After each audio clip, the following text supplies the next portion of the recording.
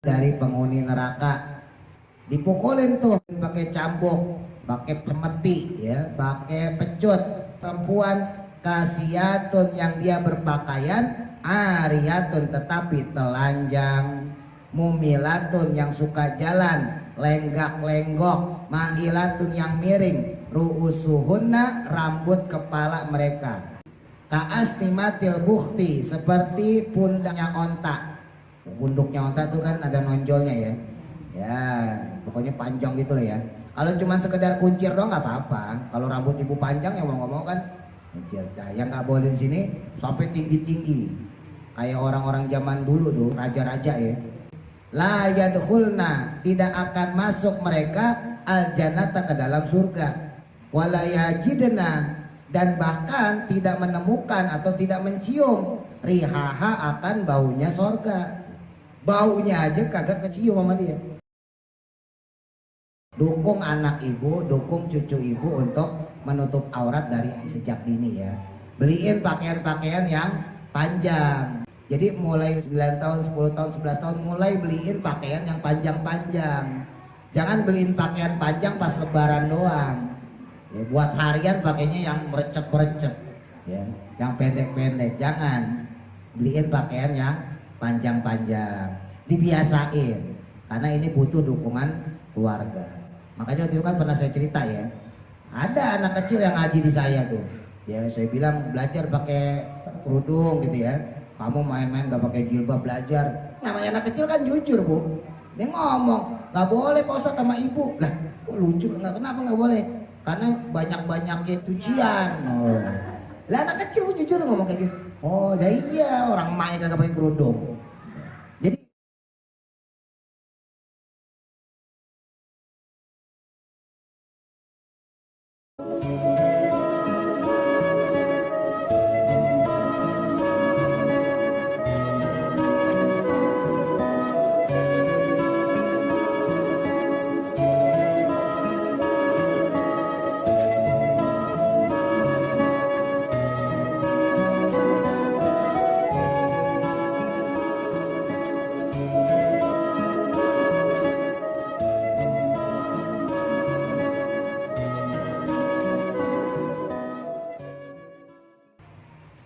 Rawahu meriwayatkan hadis Al-Muslimu Imam Muslim dengan nomor hadis 1993. An Abi Hurairah, dari sahabat Abu Hurairah radhiyallahu an, qala, berkata beliau, Rasulullah bersabda, Rasulullah sallallahu alaihi wasallam, sinfani, ada dua golongan, min ahlin nari, dari penghuni neraka, lam arohuma, yang tidak pernah aku lihat keduanya. Pas lewat bu Isra Mi'raj, masih ingat ya, kemarin saya cerita. Nah siapa tuh mereka? Yang pertama kaumun, suatu kaum, ma'ahum, yang membawa bersama mereka siyatun, pecut, cambuk. Nah pecut atau cambuk, karena bil bakori, seperti ekornya sapi jantan.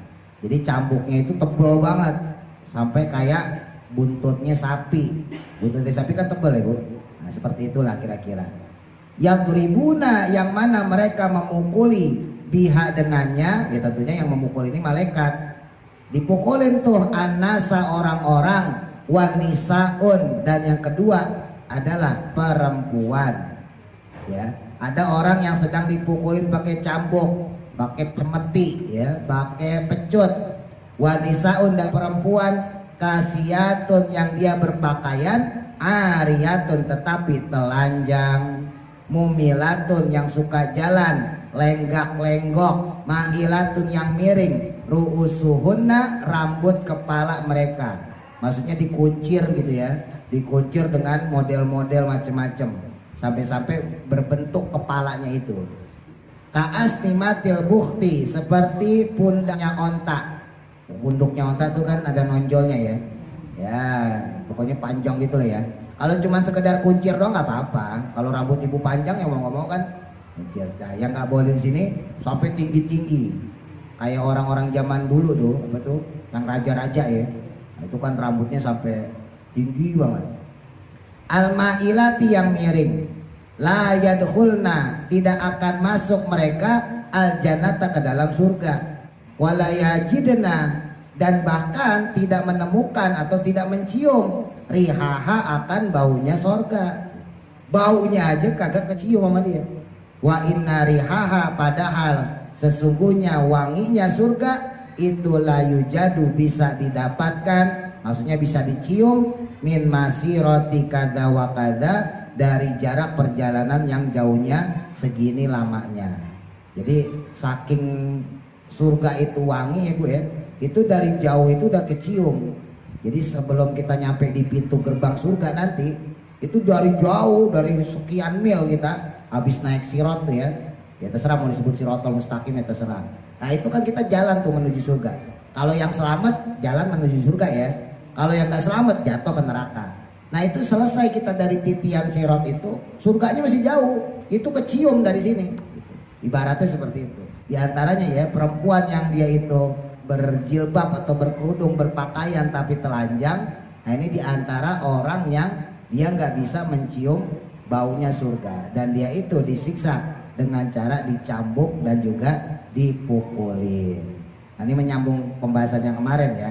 Jadi makanya dalam aurat perempuan itu bukan cuma sekedar menutupi sekujur badan ya, kecuali muka dan telapak tangan, zohiron wa batinan ya, bagian dalam maupun bagian luar ya.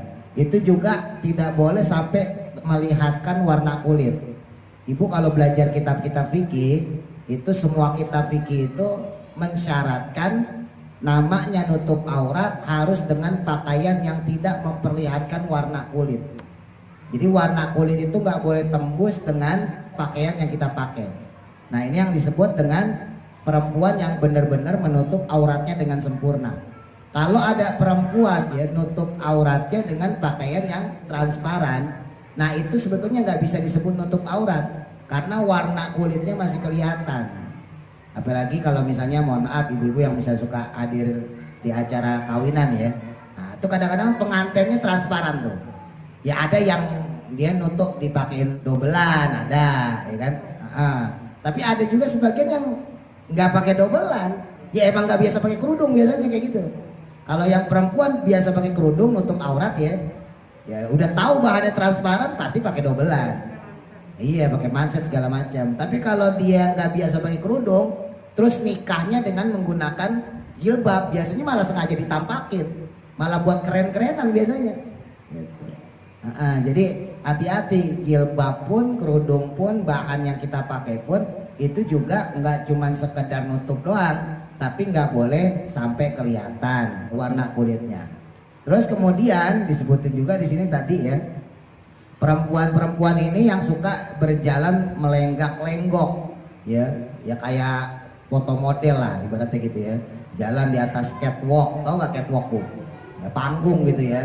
Nah jalannya kok sengaja ya, apalagi di depan laki-laki, wow sengaja digeol ya. Yang kayak gitu kagak boleh ya. Pakai perempuan itu sendiri kalau jalan di depan laki aja ya, sebagian ulama menghukumi haram, walaupun sebagian lagi menghukumi makruh. Jadi kalau perempuan itu jalannya di belakang, kecuali untuk naik kendaraan ya, naik kendaraan ada kebolehan kalau memang darurat perempuan duluan. Tapi kalau misalnya jalan biasa kayak gini, nah itu perempuan sebaiknya di belakang. Nah, kemarin sempat saya singgung karena ibu-ibu tuh perempuan itu kan perhiasan ya. Ibu itu harus dijaga serapet-rapetnya. Namanya perhiasan nggak ada yang di ler kalau orang Jawa bilang ya. Ibu ke toko perhiasan nggak ada Bu yang di ler gitu, nggak ada. Semuanya pakai etalase ya kan? Iya. Ya begitulah harusnya perempuan. Mahal gitu. Ya kadang-kadang enggak ya, perempuannya sendiri yang ngobral. Ya. Ya ini pelajaran, ibu punya anak, punya cucu, nutup aurat itu wajib, bukan sunnah loh, wajib. Nah makanya harus diawali dari kecil, ya dari sekarang. Ibu yang punya anak, punya cucu, itu butuh dukungan keluarga.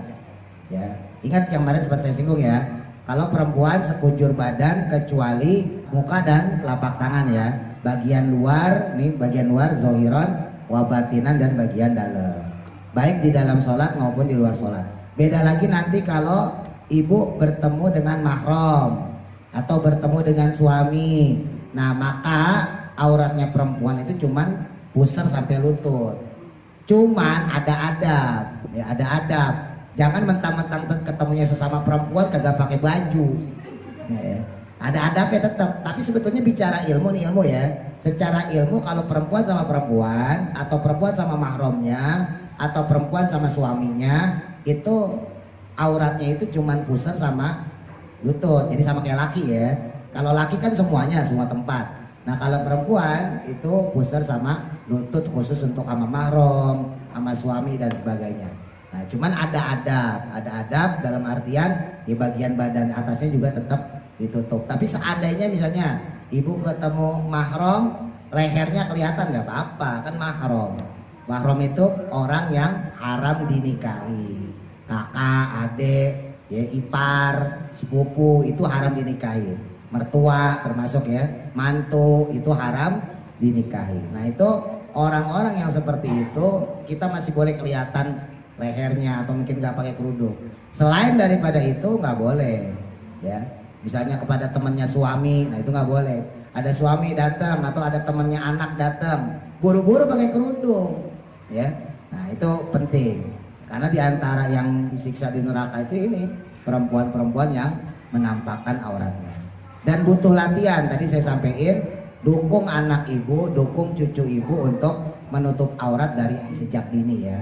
Beliin pakaian-pakaian yang panjang. Ini tips dari guru saya itu begitu. Jadi mulai 9 tahun, 10 tahun, 11 tahun mulai beliin pakaian yang panjang-panjang. Jangan beliin pakaian panjang pas lebaran doang. Ya, buat harian pakainya yang merecet-merecet. Ya, yang pendek-pendek. Jangan. Beliin pakaian yang panjang-panjang. Dibiasain. Karena ini butuh dukungan keluarga. Makanya waktu itu kan pernah saya cerita ya. Ada anak kecil yang ngaji di saya tuh. Ya saya bilang belajar pakai kerudung gitu ya. Kamu main-main gak pakai jilbab belajar. Namanya anak kecil kan jujur bu. Dia ngomong gak boleh Pak Ustadz sama ibu. Lah kok lucu, nggak kenapa gak boleh? Karena banyak-banyakin cucian. Oh. Lah anak kecil bu jujur ngomong kayak gitu. Oh dah iya orang main gak pakai kerudung. Jadi ini butuh dukungan soalnya. Sama ibadah tuh semua ya. Sholat itu butuh dukungan. Ya zakat, ibu yang punya anak udah remaja 19, 20, 21, walaupun dia belum kerja, suruh bayar zakat sendiri, latihan. Jangan dibayarin bapaknya mulu, walaupun boleh. Jangan dibayarin sama ibunya mulu, walaupun boleh. Tapi latih kemandirian itu supaya dia punya tanggung jawab. Nah, kamu kan sekarang udah gede, nanti kamu bayar zakat sendiri ya, kasih. Ibu mah bayar zakat sendiri aja ntar sama suami misalnya gitu ya. Nah termasuk tadi masalah nutup aurat. Ya sekarang susah di pengajian saya neken-neken supaya nutup aurat, di rumahnya malah ibunya ngedukung supaya buka aurat. Lah kan jadi kontra ya, jadi berantem hitungan itu. Ini jujur orang yang ngomong kayak gitu. Kenapa kamu nggak pakai kerudung? Biasanya pakai kerudung, sekolah aja pakai kerudung, nggak boleh kosot sama ibu. Orang pakai kaos kutang doang, ya. Nggak, kenapa nggak boleh? Banyak-banyakin cucian katanya gitu. Ini jujur benar, nama anak kecil ya. Nah, itu nggak boleh. Nah, perlu dukungan dari kita. Ntar kalau udah biasa SMA gitu ya, udah biasa pakai kerudung, udah, insya Allah selamat. Dan itu juga yang menyelamatkan ibu sebetulnya sebagai orang tua, ya. Nah, itu penyelamatan diri kita sendiri secara nggak langsung.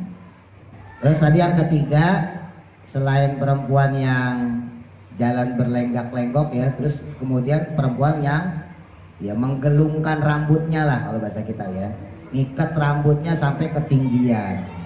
Ditafsirkan sama ulama-ulama yaitu perempuan-perempuan yang menyambung rambutnya. Ya maaf, ibu-ibu misalnya yang suka pakai konde zaman dulu. Konde itu kan sambungan, ya, terus dijilbabin, ya, sengaja biar kelihatan gede gitu kan, kayak ban truk. Saking gedenya.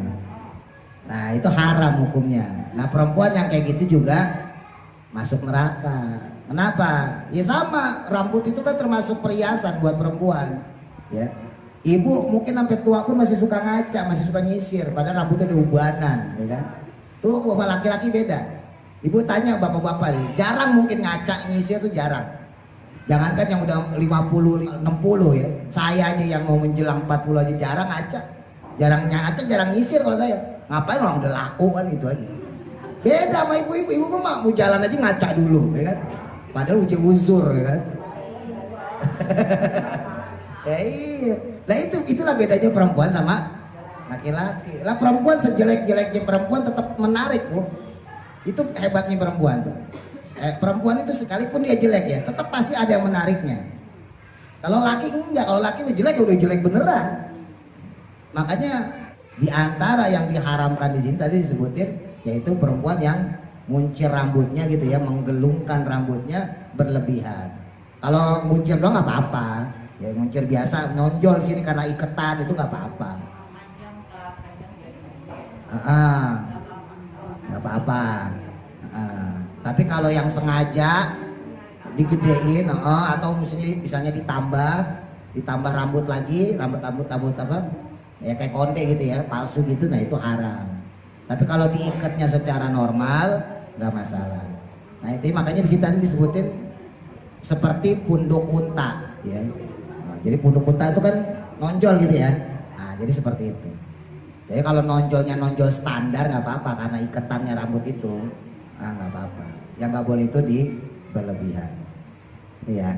Jadi di antara cirinya perempuan nauzubillah yang masuk neraka sampai-sampai dia nggak bisa nyium bau sorga, yaitu perempuan yang menampakkan auratnya, ya, pakai jilbab, pakai kerudung, nutup aurat tapi telanjang, dan juga berlenggak-lenggok jalannya, ya. Terus kemudian rambut kepalanya juga seperti punduknya onta, maksudnya punduknya onta, ya iketannya ditambah-tambahin. Makanya saya nggak bosan-bosan ibu-ibu itu kalau udah masuk pengajian, udah mulai aktif ngajinya, ibadahnya, ya pamer-pamernya dikurang-kurangin lah, ya. Pamer-pamernya dikurang-kurangin. Oke, dia pakai gelang nggak apa-apa, ya, cuman ada tempatnya. Ya.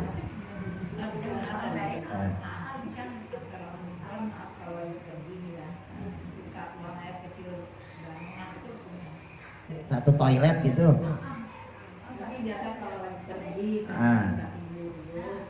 Ya kalau dalam keadaan darurat sih nggak apa-apa, namanya juga darurat ya. Tapi sebisa mungkin kalau bisa ya jangan. Kalaupun kita dalam keadaan darurat, misalnya nggak ada toilet lagi, cuman itu misalnya ya, atau yang lainnya udah penuh, kitanya keburu kebelet, adanya toilet laki-laki yang kosong misalnya, sehingga kita terpaksa masuk toilet laki-laki. Seandainya pun kita terpaksa harus satu ruangan dengan yang laki-laki, setidaknya jangan sampai aurat kita kelihatan. Tetap gimana caranya auratnya tertutup gitu. Kalau masalah posisi darurat mah namanya juga darurat, Bu. Ya kalau darurat kan bebas, jadi nggak terhukumi, dimaafin. Cuman kalau kondisinya normal ya kagak boleh. Kan normal. Kalau normal ya jangan sengaja masuk aja ke toilet laki-laki, kata Pak Ustadz boleh. Nah, itu mah setting namanya itu. Nah, PA ya jadi nggak boleh. Ya, jadi tadi kayak tadi tuh, ya maaf ibu-ibu yang hajatan, ya kan ibu-ibu di sini banyak yang suka jadi among tamu, ya. Ya udah ngelayanin tamu aja, nggak usah pakai nantangin laki-laki, ya kan. Ibaratnya gitu, jangan mamer-mamerin lah. Gitu. Jadi seadanya aja, tugasnya apa? Ngurusin nasi, ya udah ngurusin nasi, nggak usah pecicilan, ibaratnya gitu. Sono sini. Apa kalau bahasa anak sekarang tuh? Caper, tahu ya caper ya? Apa tuh? Cari perhatian. Kan mama suka gitu, tugasnya apa ya ngapain? Jalan sono, jalan sini, jangan. Iya. Terus ya nyanyi segala macem, nggak usah lo udah ngaji kok, ngapain? Iya. Ya takutnya yang kemarin saya bilang, takutnya nanti dicontoh sama yang belum masuk musola, belum masuk pengajian. Wah itu aja tuh yang suka ngaji tuh masuk begitu tuh. Lah itu kan dicontoh sama orang. Ya saya lah misalnya gitu ya.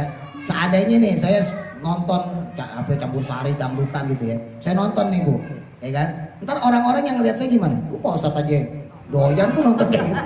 Kan orang jadi ngeliatnya kayak gitu ya, sama ibu-ibu tuh yang udah rajin ngajinya, apalagi yang udah tampil udah suka yasinan, tahlilan, qosidahan, itu kan ngeliatin orang ya. Kalau kita berada dalam lokasi yang ada maksiatnya, orang nilai di situ, wah dia aja begitu tuh berarti boleh, wah itu bahaya kalau kayak gitu, berarti dianggapnya kehadiran kita memperbolehkan adanya maksiat, dosa itu. Ya terserah mau dipakai mau enggak, saya cuma nyampein doang. Kita semoga manfaat. Al-Fatihah. A'udzu billahi minasy syaithanir rajim. Bismillah.